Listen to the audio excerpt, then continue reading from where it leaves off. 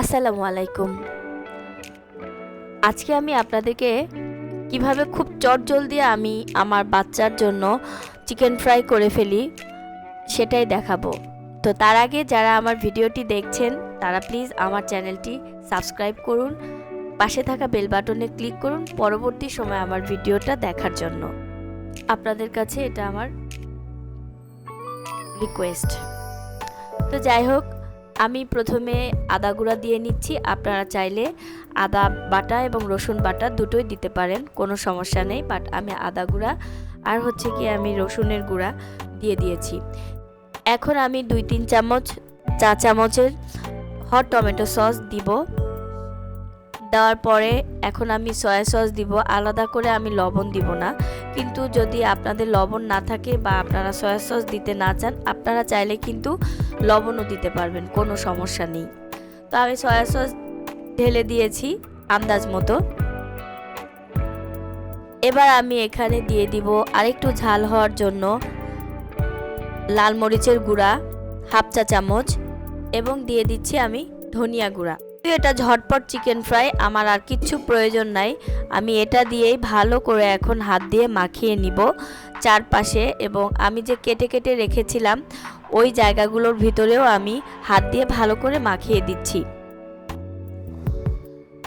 আপনারা দেখতে পাচ্ছেন যে আমি মাখিয়ে রেখেছি। তারপরে আমি 5-10 মিনিট এভাবে রেখে দিয়ে তারপরে আমি সরাসরি ফ্রাই প্যানে চিকেনটা নিয়ে এসে এখন আমি ভেজে নিব। ভেজে নেওয়ার সময় আমি প্রথম পার্ট হয়ে আসলে দ্বিতীয় পার্ট উল্টে দিব। তো এখানে যেহেতু আপনার সয়া সস আছে, তেলটা একটু কালচে রঙের হয়ে যাবে, এতে করে ঘাবড়ানোর কিছু নাই। তেলটা ছেঁকে নিলেই সব কিছু আগের মতোই হয়ে যাবে ইনশাআল্লাহ। তো আমি কিছুক্ষণ ঢেকে দিলাম। ওই যে সয়া সসের কারণে আমার তেলের মধ্যে যে সয়া সসটা গিয়েছে কালো কালো রং হয়ে গিয়েছে, কোনো সমস্যা নেই এতে। তো আমি উল্টে দিলাম, উল্টে দিয়ে আবার কিছুক্ষণ ঢাকনা দিয়ে ঢেকে দিব। যেহেতু এটা একটা বড় একটা পিস করেছি, একটু সময় নিয়ে আমি ভেজে নেব। আমি তেলগুলোকে চিকেনের উপরে বারবার দেওয়ার চেষ্টা করছি।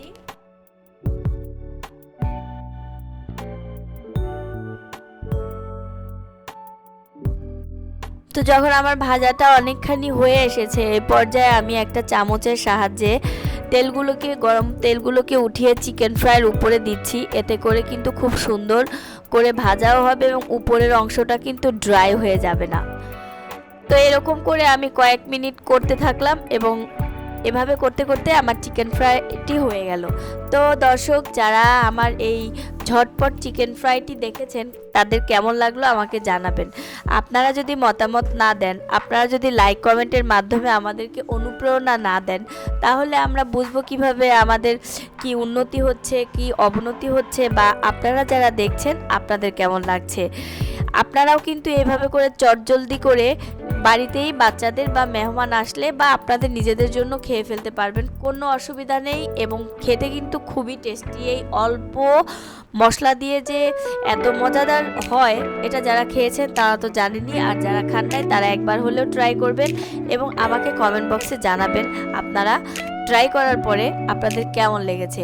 এখন এই তো আমার ভাজা হয়ে গিয়েছে, ভিতরে উপরে ড্রাই হয়ে যায় না এবং ভিতরে কিন্তু খুবই জুসি এবং সফট ছিল। এখন আমি আমার মেয়েকে দিয়ে দিব, ও চিকেন ফ্রাইটা খুব পছন্দ করে। আমি টমেটো সস দিয়ে পরিবেশন করে দিচ্ছি, যেহেতু আমার এটা চটজলদি একটা খাবার আপনাদের সাথে শেয়ার করলাম। আশা করি আমার ভিডিওটি আপনাদের ভালো লেগেছে। তাহলে ভালো লেগে থাকলে একটা লাইক করবেন, একটা কমেন্ট করে জানাবেন, এবং পরবর্তী কোনো কন্টেন্ট নিয়ে আপনাদের সামনে আবার হাজির হব।